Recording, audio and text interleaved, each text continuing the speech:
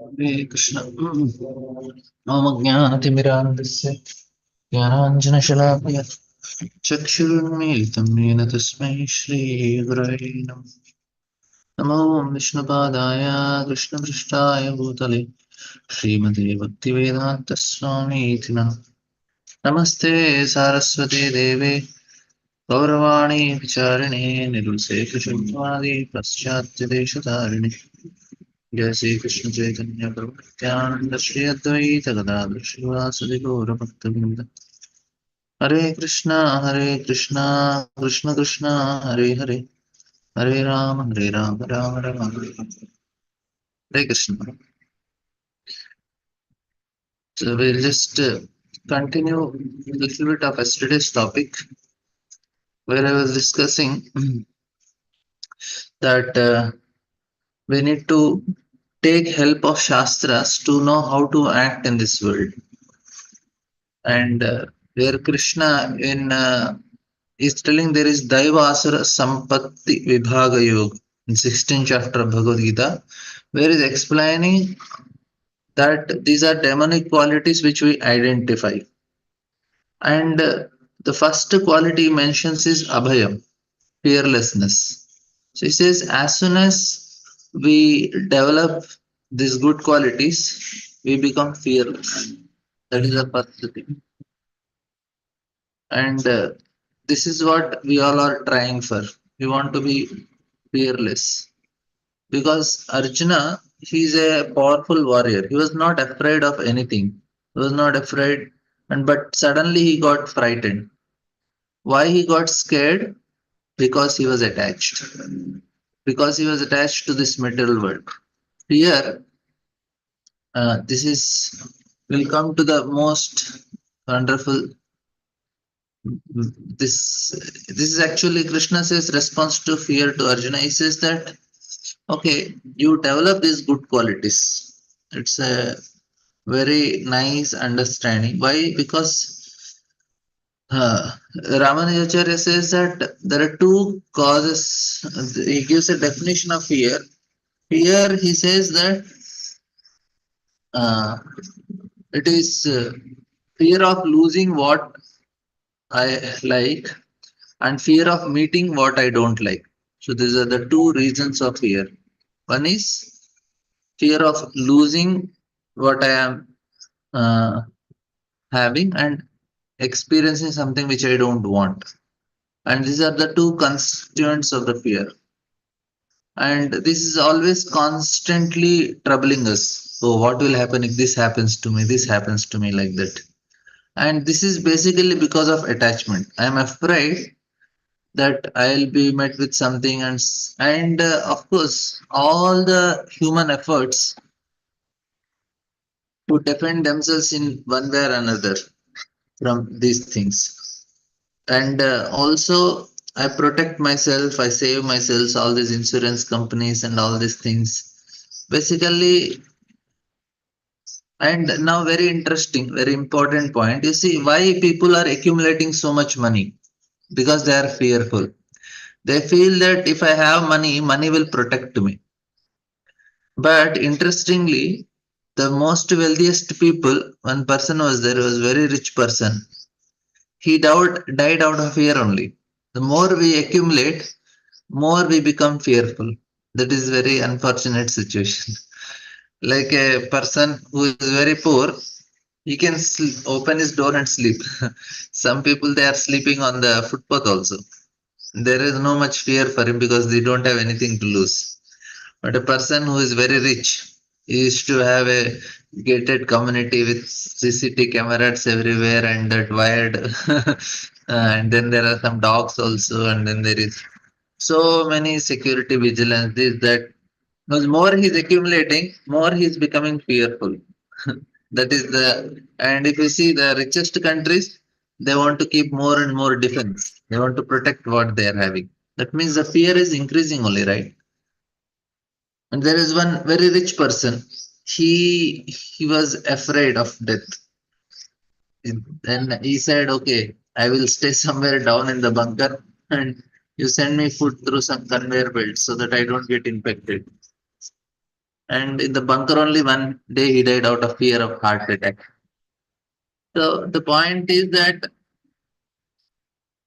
there are different things that are made by people to overcome this, and but this is not going to happen like that. We cannot come out of fear. And a lot of people who have repeated institutions and a lot of money and this, that, so many things, but it didn't work only. Only if a person has this divine nature, he can overcome fear. That is actually what Krishna is trying to explain. If you see what is the first quality Krishna tells is Abhayam. Abhayam means fearlessness. So this is the way to be fearless in this world. To develop these good qualities which Krishna is explaining in Bhagavad Gita. There is no other way to uh, there is no other way to overcome fear. And so this is a very important aspect for all of us to learn. And he says that only, and this is the indication, first sign that I have good qualities. If a person that I have a nature that does not put me in an humiliating swamp of fear. This is the fear is living. The first sign that I have divine is nature of fearlessness. So Arjuna was frightened in the beginning of Bhagavad Gita because this humiliating feeling he experienced. And Krishna immediately said, you are attached. You are sorry, but you are attached. This is a very important point I wanted to mention here, that since we are attached, we cannot expect anything else, because that that fear manifests in different ways. Now, another important, like the detachment is a state of happiness. Now, please understand this very important point. Detachment is the happiest state, and gradually goodness leads to this type of detachment. Even in this life, a person may experience liberation. We can be liberated. Like now we say mukti, right? Mukti is the goal of life for many people. Dharma, artha, kama, and moksha. Basically, what is this mukti? Is a certain state after death.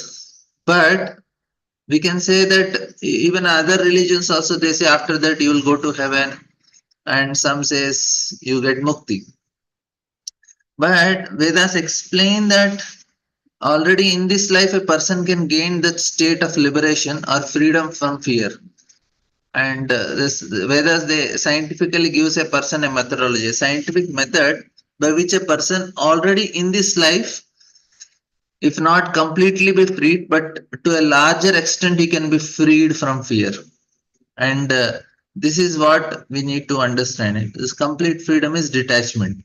Now, very interesting is that why Krishna is blue. This is a question everybody asks. Because blue means it is very difficult to understand. Krishna is blue. Difficult to understand means this is one of the explanation for the color blue. He is mysterious, that's why he is blue.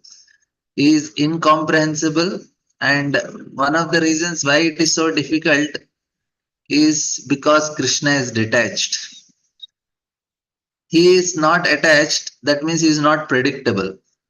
If somebody is attached, we can predict his whole life. Like mothers, when children are very small, little, they easily predict what the children want and how what, because they know what they are attached to. Because mothers know that children are attached to certain thing, they can predict what he will do when he will do. Most of the mothers have, because they know what they're attached to. If a child is completely detached, mothers can never comprehend what this fellow is going to do when, because he cannot predict. This fellow, he'll if he goes to a party or he sent outside, what all things he will do, mother will know, because he is having certain nature. He will break things, he will destroy this that. But if a person is very same thing, why this big multinational companies and all want people to be attached, because they can control them. If a person is completely detached, they are following all the regulations, and they are not interested in anything, then you cannot control them. And another thing is you cannot predict only. And Krishna is completely detached, so it is not possible to understand Krishna. That's why if a person is attached, we can predict to the nearest moment what this person is going. Everything will be absolutely clear and he will react to the situation in a particular way. If you do this, what he is doing. Now, unattached person is unpredictable. He says, okay, I'm fine. He can laugh when everyone is crying and he can cry when everybody is laughing.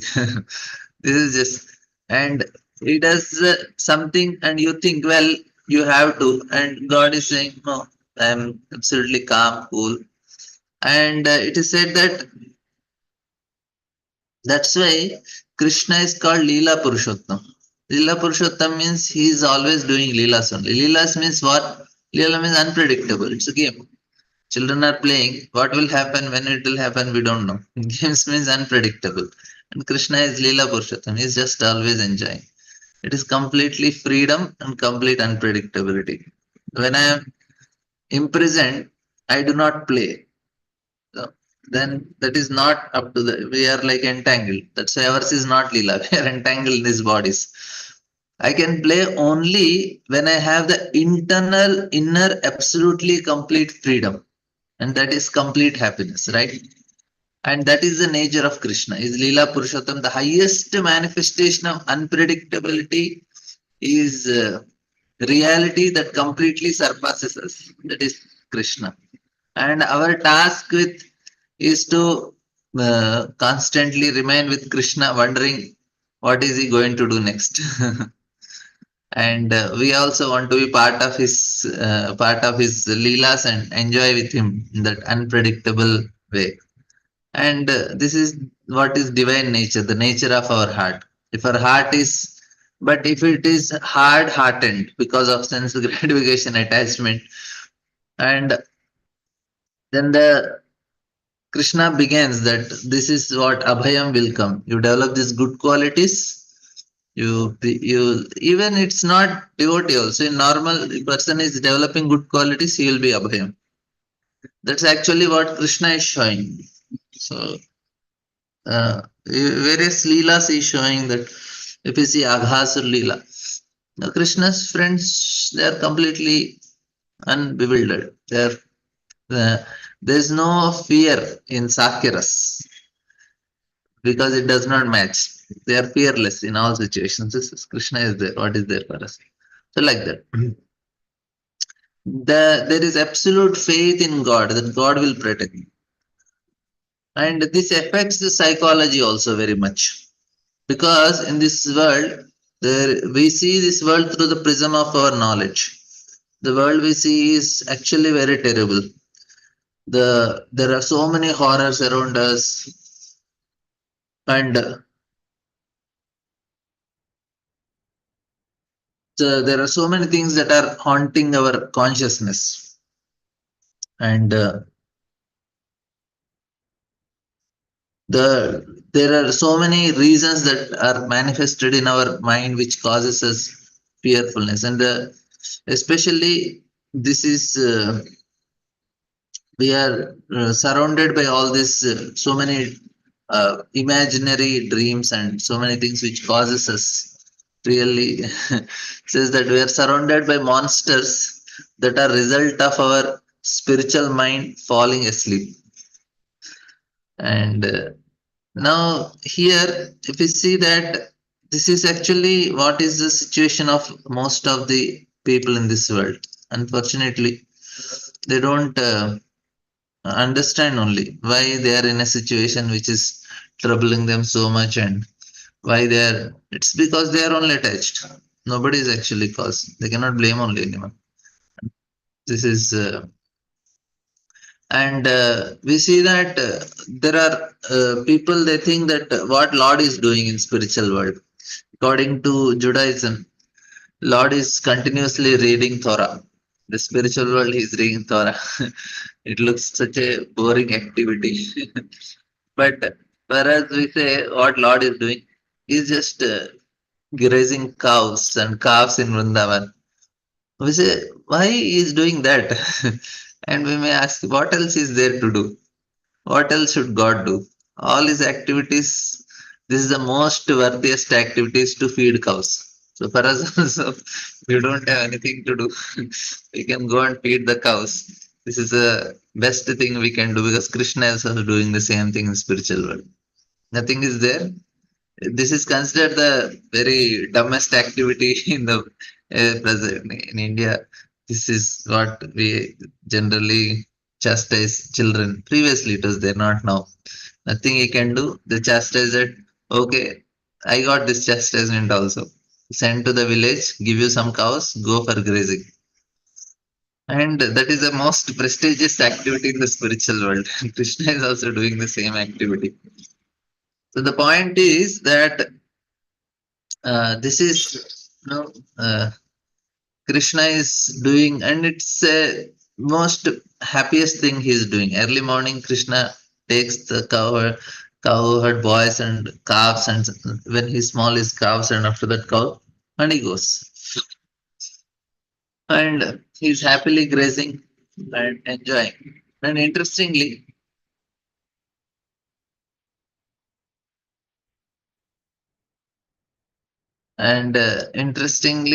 Krishna has yeah, this is the dumbest activity we do, and that is the big highest activity because in the spiritual world everything is opposite here. And so anybody who cannot do, they think this is the least thing you can do. And the spiritual world, Krishna is doing the same thing. That's why it becomes very difficult, to accept Krishna. There are many things that are very difficult. We see from our point of view the spiritual world. That's why it becomes difficult. No, it is said that Krishna is having cowherd boys. And how many boys are there? Sukadeva Goswami, yeah, there are Asankhya. Asankhya means unlimited, but Asankhya also has, there is one more meaning is 10 to the power of 17. Like that many zeros. Now, how is it possible uh, there is 10 to the power of 17? Of course, there are in Indian, the Sanskrit language, there are numbers which goes so much. The count is there, very big count is there. Now, 10 to the power of billion is 10 to the power of 9, and this is 10 to the power of 17. If we increase a billion times billion, and that many cowherd boys, and the earth planet presently only have 6.5 billion people. That means it is 10 to the power of 9 into 6. That's all. But here 10 to the power of 17 are there, and that too in a small village near Delhi. And somebody may say, wow, how is it possible? But it is possible because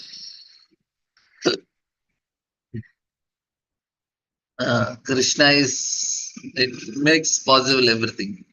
And if you see Agasur Leela, and Agasur is coming, Agasur, it is said that he is 8 miles long. I think 8 miles is quite big long. Now, how can 10 to the power of 17 cowherd boys fit in a 8 kilometers long snake?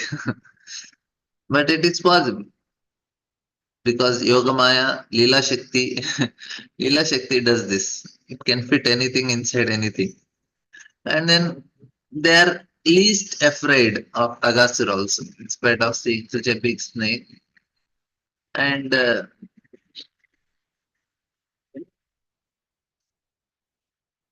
so this is one important thing that Krishna, now cowherd boys, no, they want to keep themselves in a dangerous situation and they want Krishna to protect. But it's not like that. But here it is like uh, that they want they want to experience that pleasure with Krishna. That is the point here. Anyway, the main point what I want to tell here is the all the dangers they turn into phantasmagoria, into an illusion, and into a kind of attraction that Krishna arranged. That is how for the cowherd boys is. That is the difference between a person who lives immersed in this world is bhayam ditiyada biniveshatasya. You don't see the connection with Krishna. But a person who is, because he is immersed in the attachment, the dual material world, and for all these horrors and ghosts and everything that is affecting him. But for a man who become a devotee, he begins to understand all the leelas of Lord, and he feels this is an attraction. And we live in the big attraction that Krishna is arranging. Oh, this is all Krishna's arrangement. So he is excited. It's like how the cowherd children directly going. Oh, so like one of the symbol of time in Eastern wisdom is snake, and the snake that bites its own tail. And the cowherd boys, they are fearlessly entering into this. So, and demigods who drank nectar, they are afraid. It is said. So anyway, the point here is that Krishna, when we are connected to him properly, we can be free from this fear. If I have any desire to enjoy, then only there is a problem. The attachment is a problem, right? Any questions, comments on this till now?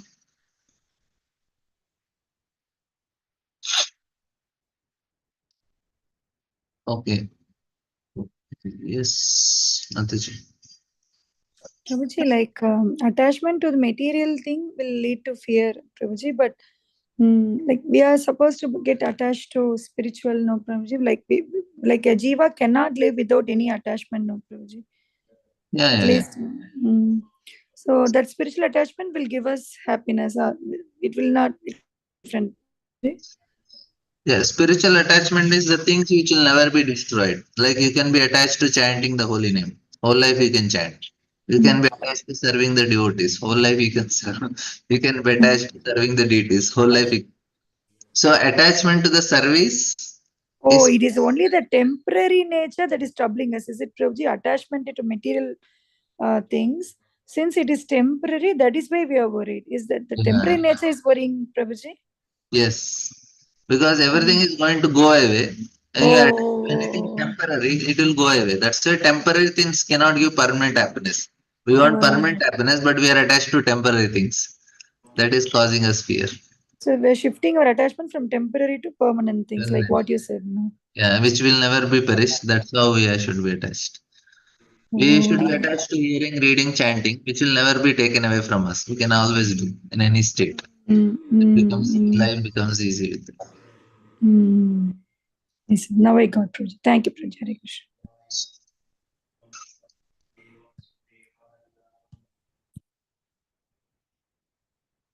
Other questions, comments? We have some important points from Prabhupada also. Um, Actually, I could not. I will tell the connections in this slokas also. Maybe we will discuss how. Sukadeva Goswami, even though he's in a trance, generally a person in trance will not know what he is speaking.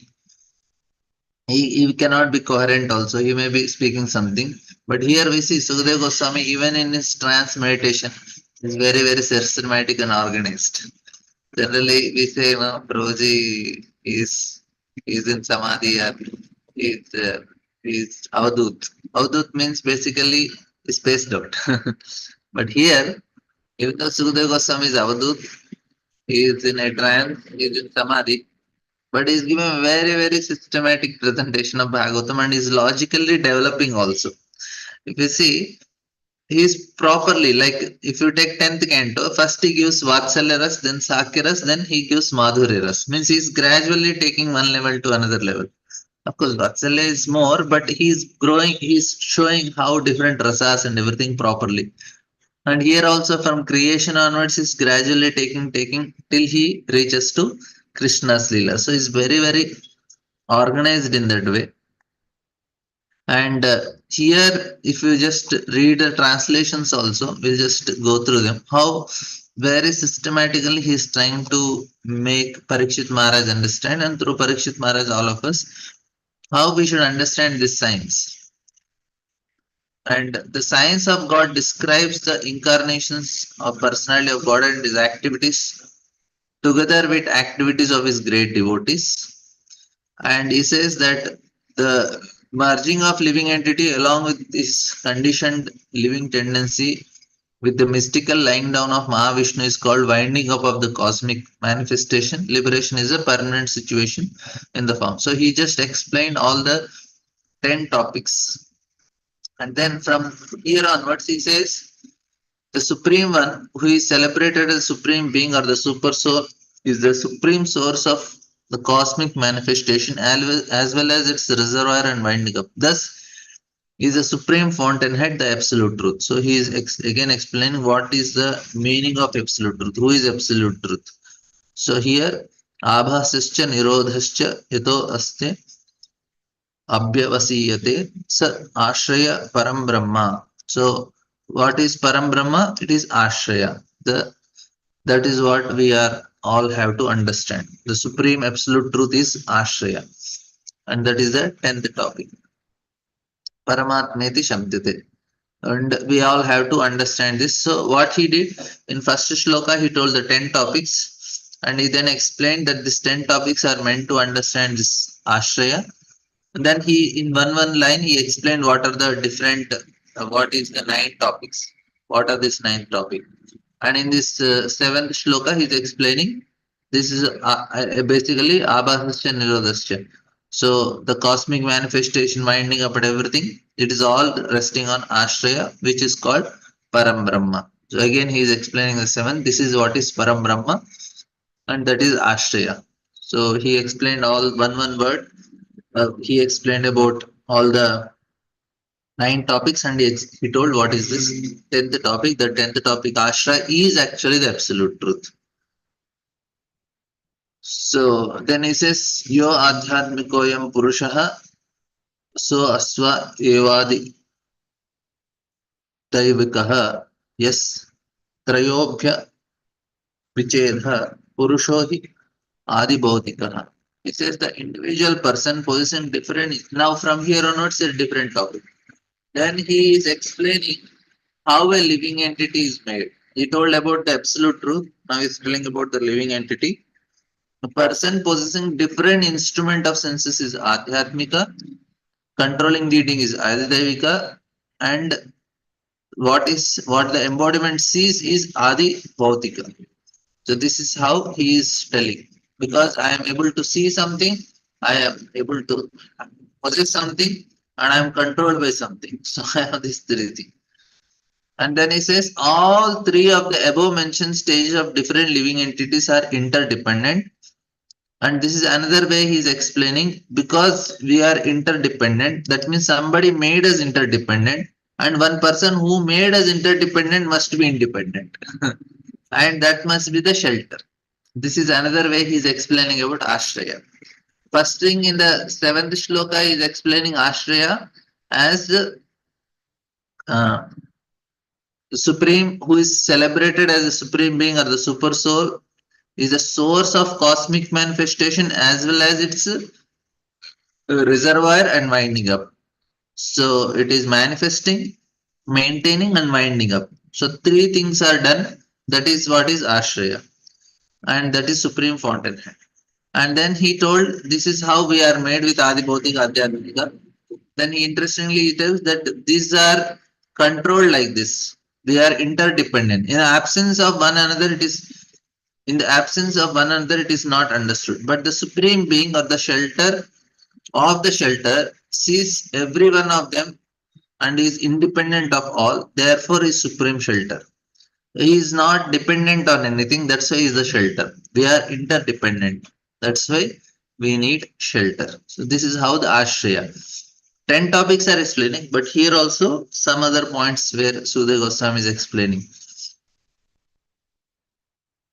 Purusho andam haya yadaso sa vinigritah atmano ayam anvichan api asrakshi Chushi Suchi. He says that after separating the different universes, the gigantic universal form of Mahavishnu, which comes into the causal ocean and places the place of appearance for the first Purusha avatar, enter into each of the separate universes, desiring to lie on the created transcendental water Garbhodaka. Now, from here onwards, he started explaining about the creation part, which he has already told. He's going to repeat it now. What is this universal? What he told in the first chapter of this canto, he's going to repeat in the 10th chapter again. Like we discussed, that there are 10th canto is like the two lotus feet of Lord. So the fingers, they will be equal. No? So first will be equal and 10th will be equal, and sixth and fifth will be equal. So like that, if you see fifth and sixth, they are describing the same thing. So like that, each canto will be parallel. So here we see the 10th and first will have the same topics. Now that's what we have seen yesterday also.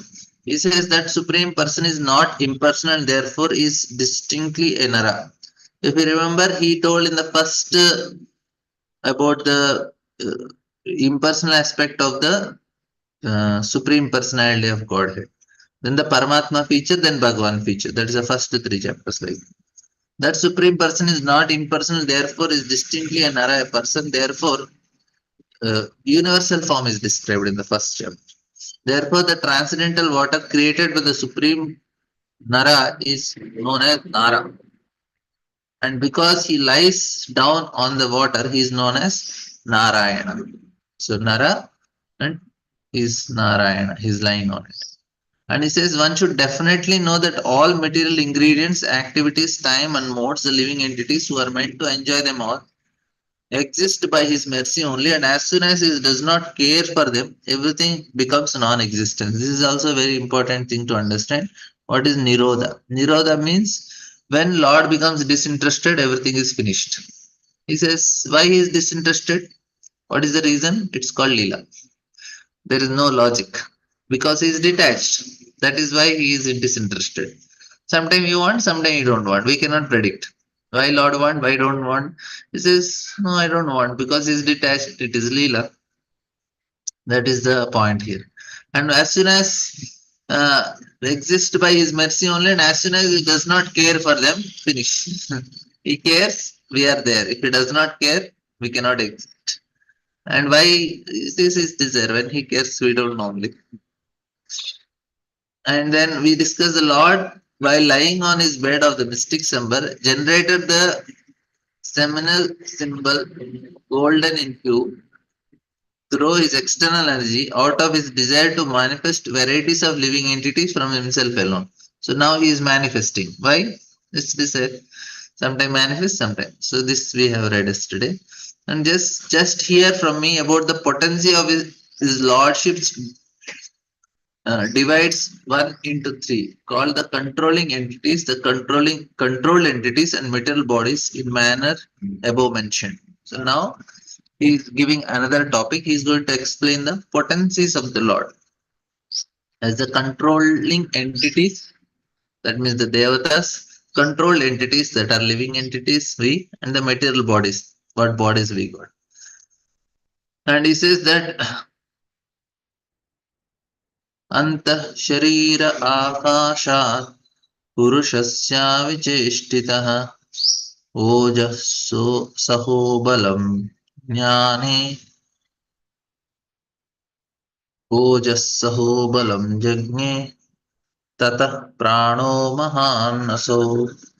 This is that from the sky situated within the transcendental body of the manifesting Mahavishnu, sensory energies, mental force, bodily strength are all generated, as well as the sum total of the fountainhead of total living force. Such a complicated creation.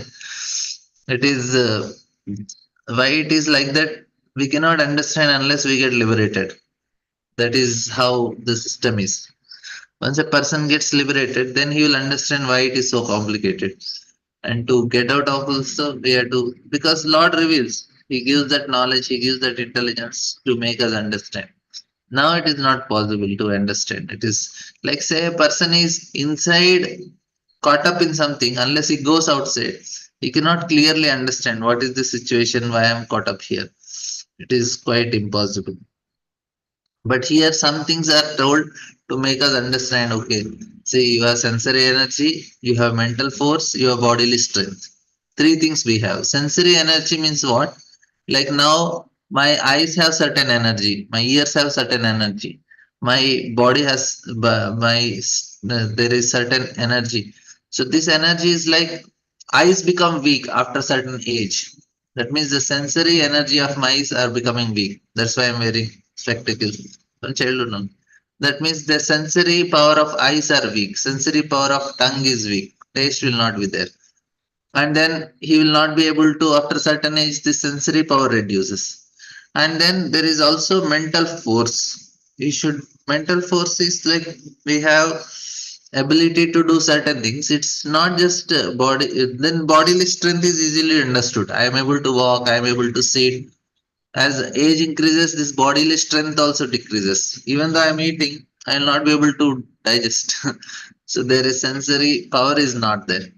Sensory power, bodily power, there are two different things. Senses, we have five senses, that is a power.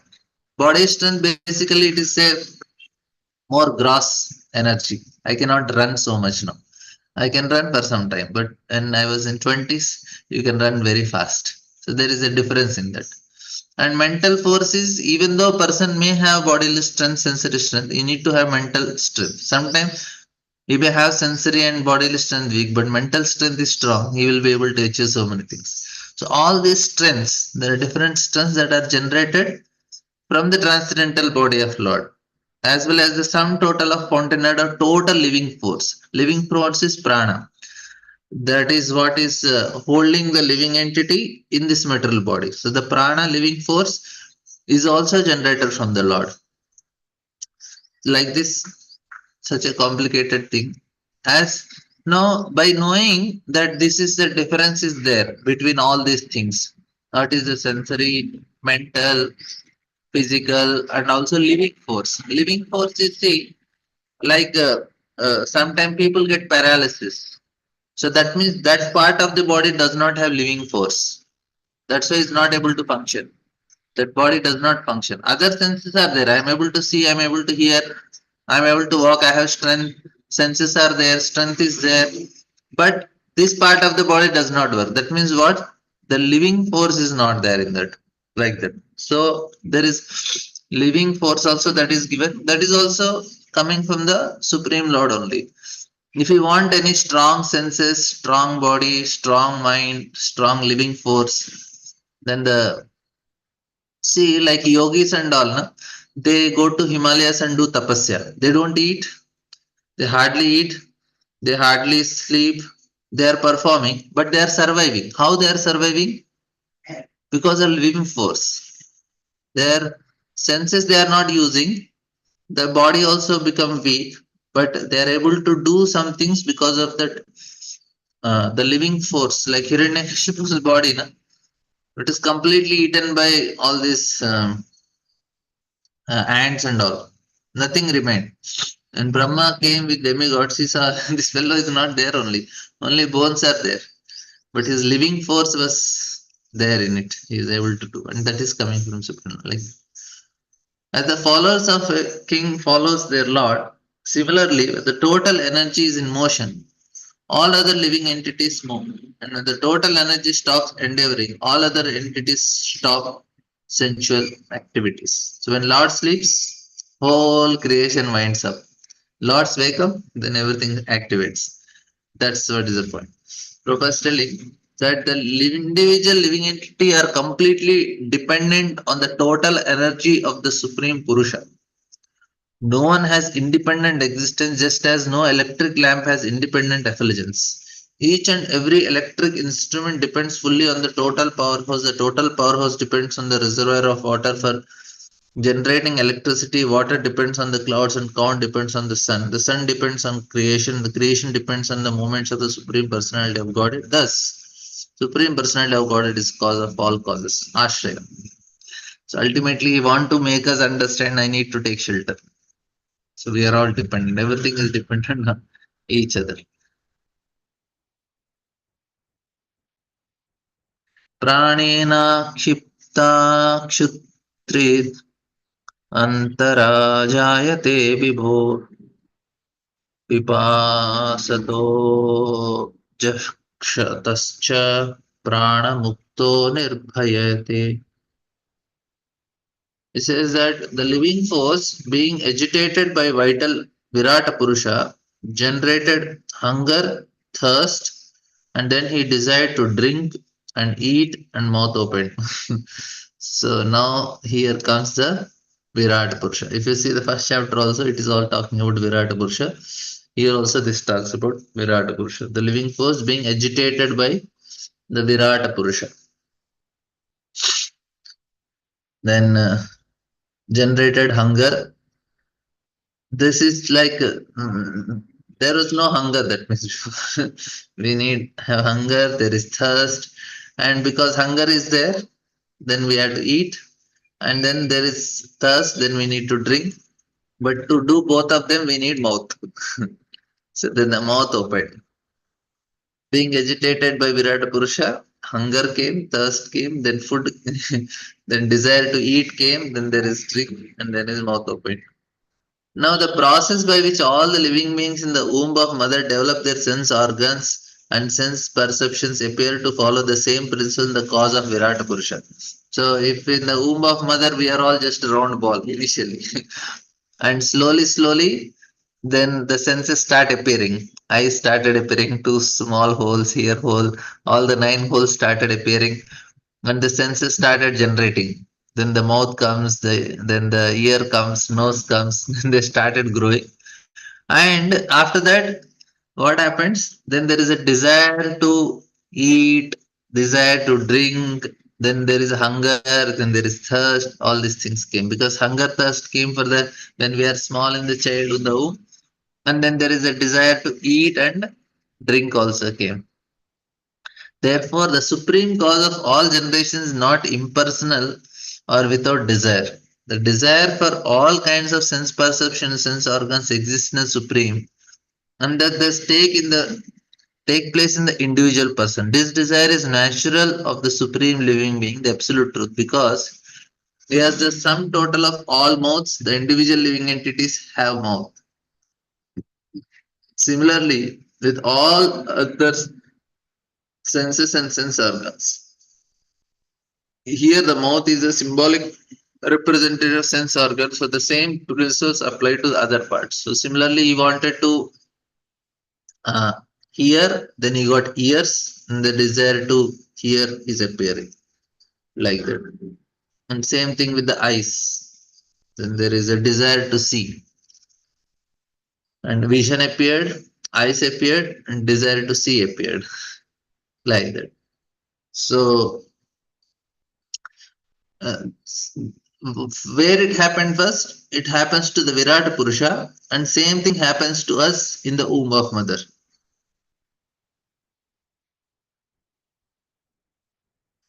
Muktastalu nirbhinnam jihva tatropajayate tato nana raso janye jihvayo adhigamayate.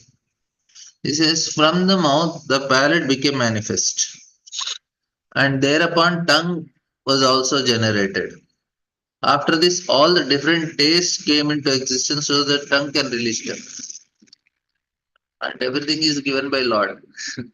So by reading it, what is the purpose of Virat Purusha's explanation? If you remember, it is to develop a meditation on the Krishna only. By knowing that, oh, all this taste which I am getting, it is by Krishna only. That's why I am able to get all this taste. So this is the point we need to understand, and I need to always meditate on Krishna for the pleasure which I am experiencing. Without him, there is no question that I can experience pleasure. I'm experiencing pleasure means it's actually the mercy of the Supreme Lord. This gradual process of evolution suggests the explanation of controlling deities, Adi Daiva. In this case, Varuna, so he is the controlling deity for the mouth. The mouth becomes the resting place for the tongue, which is all different relishable juices of which the controlling deity is Varuna. This suggests, therefore, that Varuna was also generated along with the development of the tongue. That means sense perception, the sense object, sense perception, the senses, and the controlling deity. All three are generated. The tongue and the palate, being instrumental, are Adibhuta, are forms of matter.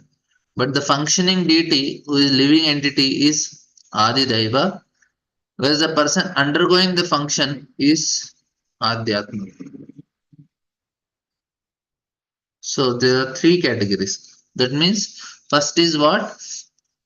First is the tongue, the palate, they are the instruments. The instruments are Adibhuta, are forms of matter.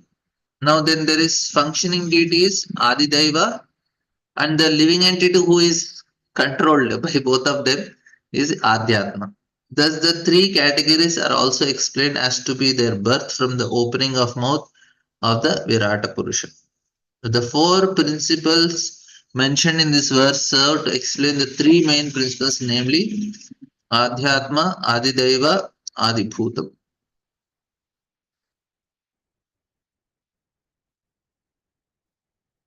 Vivaksho Mukhavo Bhumno Vahnirvagyahritam Tayo Jale Chaitasya Suchiram Nirodham Samyajayate.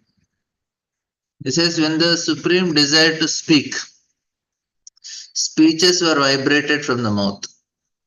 Then the controlling deity fire was generated from the mouth. But when the Supreme was lying in water, all these functions remained suspended. This is very nicely explaining how Virat Rupa is functioning. When he desired to speak, speech was vibrated from the mouth. Then the controlling deity fire was generated from the mouth. Is there only we put everything in digest. And when the Supreme was lying in water, all these functions remained suspended. They are then they are no more functioning. The peculiarity of gradual development of different senses is simultaneously supported by their controlling deities. It is to be understood, therefore, that the activities of the sense organs are controlled by the will of Supreme. The senses are, so to speak, offering a license for the conditioned souls who are to use them properly under the control of controlling deities deputed by the Supreme Lord. One who violates such controlling regulations have to be punished by degradation to the lower status of life. Consider, for example, the tongue and its controlling deity Varuna. The tongue is meant for eating, and man, animals, and birds each have their different taste because of different license. The taste of human being and that of the swan are not of the same level. The controlling deity, however, awards or certifies a particular type of body when the particular living entity develops taste in terms of different modes of nature. This is a very important understanding that the taste which we are getting is based on different modes of nature which we are developing. That's why the hog, the swan, Prabhupada writes, it taste is tamoguna taste. It will like that only. You give hot halwa and you put stool, it will eat stool only, Prabhupada says. Because the taste is tamoguna taste. Like if you give some nice sattvic food item and you give some non-vegetarian, people in Tamoguna they eat non-vegetarian, but sattvic people they will just take some sattvic food item and they are happy with it. That means what? The modes are actually developing, and the taste is what we are. We are all our taste only. Whatever I am making the choices, whatever I am liking, how many people will like to sit in Bhagavatam class? Because you really need sattvic taste. It's a transcendental taste. Not everybody will like it because the taste is not there in this. For us also, we are pushing us to develop the taste. Initially, Shat Krishna Charitadi Sutta Pittopatapta Rasnasya Narochikanu. Because the person who has jaundice cannot, sugar candy will taste very bitter. Similarly, because we don't have the taste for Bhagavatam initially. That's difficult. But if a human being develop taste without discrimination, as does the swan, then the controlling deity is certainly certified for the next term to award him the body of a swan. If you are interested in this, the swan accepts any kind of foodstuff, including stools, and a human being who has developed such indiscriminate taste must be prepared for a degraded life in the degraded life in the next life. Such a life is also God's grace because the condition told desired a body like that of for perfectly tasting a particular type of foodstuffs. If a man, that's why anything and everything nowadays, people just eating everything. They want to taste everything, but they are not knowing the risk of tasting everything. They are tasting everything, but the risk is they will end up in such situations. After that, the next body is offered by superior controller, not blindly. A human being therefore must be on his guard as to what sort of body he is going to have in the next life. An irresponsible life of indiscrimination is risky, and that is the declaration of all scriptures. We'll just take one more verse. He says that thereafter, when the Supreme Purusha desired to smell odor, the nostrils, and respiration were generated, nasal instruments and order came into existence, and the controlling duty of fire carrying smell also became manifested. The nasal instruments, order, the controlling duty of air, smelling, etc., are all manifested simultaneously when the Lord desired to smell. The Vedic mantras confirm this statement in the Upanishads statement that everything is first desired by the Supreme before the subordinate living entity can act upon it. The living entity can see only when the Lord sees. The living entity can smell when the Lord smells, and so on. The idea is that, very important point, the idea is that the living entity cannot do anything independently. He can simply think of doing something independently, but he cannot act independently. This independence is in thinking is there by the grace of Lord, but the thinking can be given shape only by the grace of Lord, and therefore the common saying is that man possesses and God disposes. The whole explanation is on the subject of absolute dependence on the living entity and absolute independence of the Supreme Lord. Less intelligent persons claiming to be on equal level with God must first prove themselves to be absolute and independent, and then they must substitute their claim to be one with the God. Okay, thank you all very much. Any questions, comments? We'll meet tomorrow another topic. Thank you all very much. Mantra Srimad Bhagavatam ki jai.